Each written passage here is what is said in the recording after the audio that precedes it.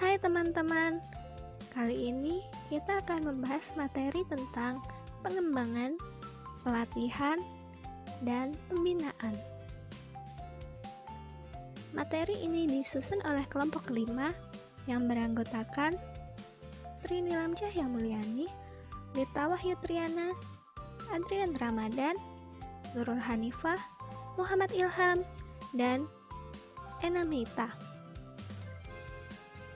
Langsung saja pada pembahasan yang pertama, yakni pengembangan.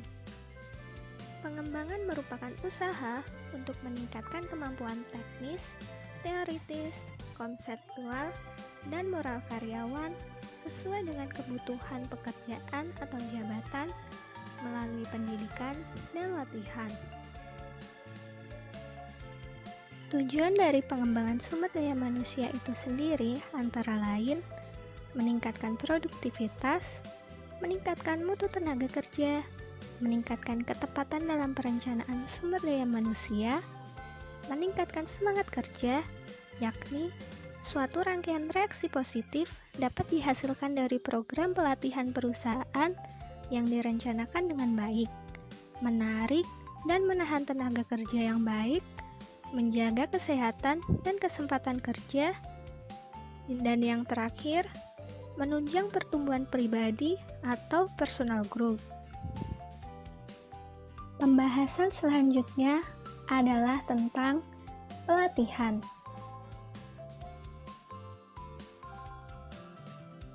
Pelatihan merupakan pengajaran atau pemberian pengalaman kepada seseorang untuk mengembangkan tingkah laku, yakni pengetahuan, skill, dan sikap agar mencapai sesuatu yang diinginkan.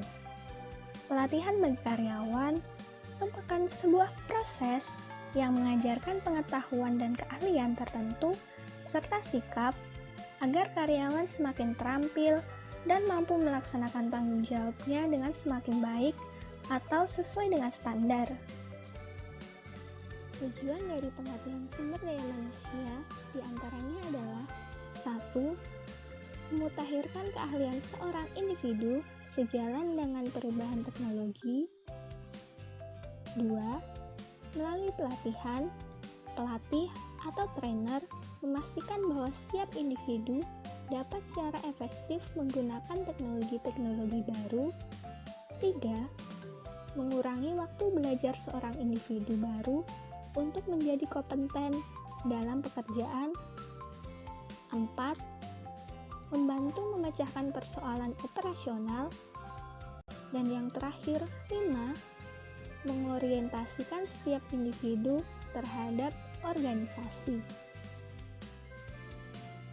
Pelatihan dan pengembangan sumber daya manusia digolongkan menjadi 5 jenis. Yang pertama adalah pelatihan dan pengembangan keahlian. Pelatihan keahlian ini merupakan pelatihan yang sering dijumpai dalam organisasi. Program pelatihannya relatif sederhana, yakni kebutuhan atau kekurangan diidentifikasi melalui penilaian yang jeli. Kriteria penilaian efektif pelatihan juga berdasarkan pada sasaran yang diidentifikasi dalam tahap penilaian. Yang kedua adalah pelatihan dan pengembangan ulang. Pelatihan ulang berupaya memberikan kepada para karyawan keahlian-keahlian yang mereka butuhkan untuk menghadapi tuntutan kerja yang berubah-ubah. Yang ketiga adalah pelatihan dan pengembangan lintas fungsional. Pelatihan lintas fungsional atau yang disebut dengan cross-functional training melibatkan pelatihan karyawan untuk melakukan aktivitas kerja dalam bidang lainnya, selain pekerjaan yang ditugaskan. Yang keempat adalah pelatihan dan pengembangan tim. Pelatihan tim merupakan kerjasama yang terdiri dari sekelompok individu untuk menyelesaikan pekerjaan demi tujuan bersama dalam sebuah tim kerja. Kemudian, yang selanjutnya adalah pelatihan dan pengembangan kreativitas. Pelatihan kreativitas atau yang disebut dengan creativity training berlandaskan pada asumsi bahwa kreativitas dapat dipelajari. Maksudnya, tenaga kerja diberikan peluang untuk mengeluarkan gagasan sebebas mungkin yang berdasar pada penilaian rasional. Pembahasan yang akan kita pelajari selanjutnya adalah tentang manfaat dari pelatihan dan pengembangan. Terdapat 6 manfaat umum dari adanya pengembangan dan pelatihan. Yang pertama adalah meningkatkan kuantitas dan kualitas produktivitas, mengurangi waktu belajar yang diperlukan karyawan untuk mencapai standar kinerja yang dapat diterima, membentuk sikap loyalitas dan kerjasama yang lebih menguntungkan, memenuhi kebutuhan perencanaan sumber daya manusia, mengurangi frekuensi dan biaya kecelakaan kerja, dan yang terakhir adalah membantu karyawan dalam meningkatkan dan mengembangkan pribadi mereka. Sedangkan bagi perusahaan, terdapat 5 manfaat dari adanya pelatihan dan pengembangan. Yang pertama adalah mengarahkan kemampuan dan atau lebih bersikap positif terhadap orientasi pada keuntungan. Kedua, memperbaiki pengetahuan dan keterampilan pada tingkat perusahaan. Yang ketiga, membantu orang mengidentifikasi tujuan perusahaan. Kemudian, membantu menciptakan citra perusahaan yang lebih baik. Dan yang terakhir, memperbaiki hubungan antara atasan dan bawahan. Pada seorang individu, manfaat dari pelatihan dan pengembangan antara lain membantu individu dalam mengambil keputusan yang lebih baik dan pemecahan masalah yang efektif. 2. Melalui pelatihan dan pengembangan, perubahan motivasi dari pengakuan, prestasi, pertumbuhan, tanggung jawab, dan kemajuan diinternalisasikan dan dilaksanakan. Yang ketiga, membantu dalam mendorong dan mencapai pengembangan dan kepercayaan diri. Kemudian yang keempat, membantu seorang dalam mengatasi stres, tensi, kekecewaan, dan konflik. Yang kelima adalah menyediakan informasi untuk memperbaiki pengetahuan kepemimpinan, keterampilan, berkomunikasi, dan sikap. Sedangkan manfaat untuk personal, hubungan manusia, dan pelaksanaan kebijakan diantaranya adalah yang pertama, memperbaiki komunikasi antar kelompok dan individual. Yang kedua, membantu dalam orientasi untuk karyawan baru dan mendapatkan pekerjaan baru melalui pengalihan dan promosi. Yang ketiga, menyediakan informasi tentang kesempatan yang sama dan kegiatan yang disepakati. Yang keempat, memperbaiki keterampilan hubungan lintas personal. Dan yang kelima adalah memperbaiki kebijakan, aturan, dan regulasi perusahaan yang dapat dilaksanakan.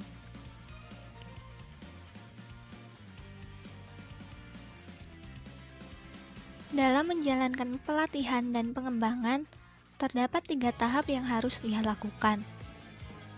Pertama adalah penentuan kebutuhan pelatihan dan pengembangan. Tujuan penentuan kebutuhan pelatihan ini adalah untuk mengumpulkan sebanyak mungkin informasi yang relevan guna mengetahui dan atau menentukan apakah perlu atau tidaknya pelatihan dalam organisasi tersebut. Dalam tahapan ini, terdapat 3 macam kebutuhan akan pelatihan, yaitu 1. General Treatment Need, yaitu penilaian kebutuhan pelatihan bagi semua pegawai dalam suatu klasifikasi pekerjaan tanpa memperhatikan data mengenai kinerja dari seorang pegawai tertentu. Yang kedua, Overseeable Performance Discrepancy, yaitu jenis penilaian kebutuhan pelatihan yang didasarkan pada hasil pengamatan terhadap berbagai masalah wawancara, daftar pertanyaan, dan evaluasi atau penilaian kinerja, dan dengan cara meminta para pekerja untuk mengawasi sendiri hasil kerjanya sendiri. Yang ketiga adalah Future Human Resource Needs, yaitu jenis keperluan pelatihan tidak berkaitan dengan ketidaksesuaian kinerja, tetapi lebih berkaitan dengan sumber daya manusia untuk waktu yang akan datang. Kemudian, tahapan yang kedua adalah mendesain program pelatihan dan pengembangan. Sebenarnya, persoalan performansi bisa disiasati melalui perubahan dalam sistem feedback, seleksi atau imbalan, dan juga melalui pelatihan. Atau akan lebih mudah dengan melakukan pemecatan terhadap pegawai selama masa percobaannya. Jika pelatihan dan pengembangan merupakan solusi terbaik, maka para manajer atau supervisor harus memutuskan program pelatihan yang tepat untuk dijalankan. Prinsip umum bagi metode pelatihan dan pengembangan diantaranya adalah terlepas dari berbagai metode yang ada, apapun bentuk metode yang dipilih, metode tersebut harus memenuhi prinsip-prinsip seperti berikut. 1. Memotivasi para peserta pelatihan. 2. Memperlihatkan keterampilan-keterampilan. 3. Harus konsisten dengan isi pelatihan. 4. Peserta berpartisipasi aktif. 5. Memberikan kesempatan untuk perluasan keterampilan. 6. Memberikan feedback. 7. Mendorong dari hasil pelatihan ke pekerjaan. Dan yang terakhir adalah harus efektif dari segi biaya. Tahapan terakhir yang harus dilaksanakan dalam pelatihan dan pengembangan adalah evaluasi efektivitas program. Supaya efektif, pelatihan harus merupakan suatu solusi yang tepat bagi permasalahan organisasi, yakni bahwa pelatihan tersebut dimaksudkan untuk memperbaiki kekurangan keterampilan. Untuk meningkatkan usaha belajarnya, para pekerja harus menyadari perlunya perolehan informasi baru atau mempelajari keterampilan-keterampilan baru, dan keinginan untuk belajar harus dipertahankan. Apa saja standar kinerja yang telah ditetapkan, sang pegawai tidak harus dikecewakan oleh pelatih yang menuntut terlalu banyak atau terlalu sedikit. Evaluasi efektivitas memiliki tujuan untuk menguji apakah pelatihan tersebut efektif di dalam pencapaian sasaran-sasarannya yang telah ditetapkan. Pembahasan selanjutnya adalah mengenai pembinaan. Pembinaan merupakan totalitas kegiatan yang meliputi perencanaan, pengaturan, dan penggunaan pegawai sehingga menjadi pegawai yang mampu mengemban tugas menurut bidangnya masing-masing, supaya dapat mencapai prestasi kerja yang efektif dan efisien. Pembinaan juga dapat diartikan sebagai suatu tindakan, proses, hasil, atau pernyataan lebih baik. Dalam hal suatu pembinaan menunjukkan adanya suatu kemajuan peningkatan atas berbagai kemungkinan peningkatan. Unsur dari pengertian pembinaan ini merupakan suatu tindakan, proses, atau pernyataan dari suatu tujuan, dan pembinaan menunjukkan kepada perbaikan atas sesuatu. Istilah pembinaan hanya diperankan kepada unsur manusia. Oleh karena itu, pembinaan haruslah mampu menekan dan dalam hal-hal persoalan manusia. Pendapat Miftah Toha mengenai pembinaan antara lain, pembinaan adalah suatu tindakan, proses, atau pernyataan menjadi lebih baik. Kemudian, pembinaan merupakan suatu strategi yang unik dari suatu sistem pembaharuan dan perubahan atau change. Yang ketiga, pembinaan merupakan suatu pernyataan yang normatif, yakni menjelaskan bagaimana perubahan dan pembaharuan yang berencana serta pelaksanaannya. Yang terakhir adalah pembinaan berusaha untuk mencapai efektivitas, efisiensi dalam suatu perubahan dan pembaharuan yang dilakukan tanpa mengenal berhenti. Untuk mendapatkan hasil kerja yang baik, maka diperlukan adanya pegawai-pegawai yang setia, taat, jujur, penuh dedikasi, disiplin, dan sadar akan tanggung jawab yang dibebankan kepadanya, sesuai dengan peraturan perundang-undangan kepegawaian yang berlaku. Fungsi pembinaan diarahkan untuk 1. Memupuk kesetiaan dan ketaatan. 2. Meningkatkan adanya rasa pengabdian, rasa tanggung jawab, kesungguhan, dan kegairahan bekerja dalam melaksanakan tugasnya. 3. Meningkatkan gairah dan produktivitas kerja secara optimal. 4. Mewujudkan suatu layanan organisasi dan pegawai yang bersih dan berwibawa. 5. Memperbesar kemampuan dan kehidupan pegawai melalui proses pendidikan dan latihan yang sesuai dengan kebutuhan dan perkembangan organisasi. Terdapat 6 karakteristik dari pembinaan. Antara lain, memberikan penekanan pada kerja tim sebagai suatu kunci untuk mempelajari lebih efektif mengenai berbagai perilaku, memberikan penekanan pada manajemen yang kolaboratif dari budaya kerja tim, memberikan penekanan pada manajemen yang berbudaya sistem keseluruhan, kemudian mempergunakan model action research, kemudian mempergunakan ahli-ahli perilaku sebagai agen pembaruan atau katalisator, dan yang terakhir adalah memberikan penekanan kepada hubungan-hubungan kemanusiaan dan sosial. Terdapat 4 bentuk dari pembinaan, antara lain, yang pertama, pembinaan kepangkatan, yaitu pembinaan yang ada sangkut pautnya dengan kepangkatan seorang pegawai negeri sipil atau yang disebut dengan PNS. Yang kedua, pembinaan dalam jabatan, yaitu pembinaan yang dilakukan untuk pembinaan yang ada sangkut pautnya dengan suatu jabatan tertentu para PNS. Yang ketiga, pembinaan dalam pendidikan dan pelatih. Kemudian yang keempat adalah pembinaan disiplin, yaitu merupakan pematuhan terhadap peraturan dan hukum yang diberlakukan dalam masing-masing instansi secara umum ataupun khusus. Pada proses pembinaan, menurut Mintzberg yang dikutip oleh Alfonsius dalam bukunya Manajemen, menggambarkan 4 cara mengenai teknik dalam suatu pembinaan. Yang pertama adalah teknik adaptif. Teknik yang sifatnya relatif dan terfragmentasi serta fleksibilitas, yakni suatu teknik yang mampu berjalan berliku-liku dalam menghadapi suatu hambatan. Yang kedua adalah teknik perencanaan. Teknik ini memberikan kerangka pedoman dan petunjuk arah yang jelas. Menurut teknik ini, perencana tingkat puncak mengikuti suatu prosedur sistematik yang mengharuskan menganalisis lingkungan dan lembaga atau organisasi. Yang ketiga adalah teknik sistematik dan struktur.